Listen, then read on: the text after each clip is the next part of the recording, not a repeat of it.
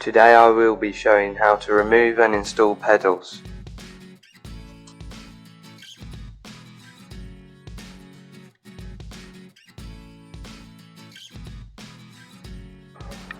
The drive side pedal is right hand threaded, which means it loosens anti-clockwise and tightens clockwise. You will need a 15mm spanner.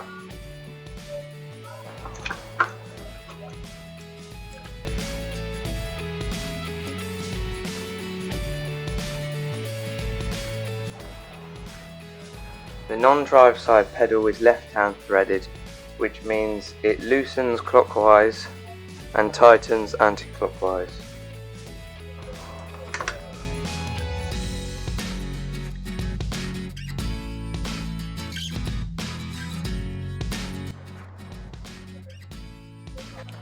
To install the drive side pedal, we need to turn it clockwise.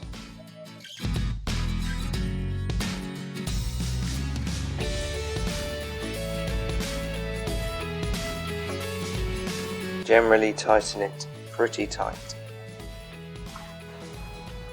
So to install the non-drive side pedal, we need to tighten it anti-clockwise.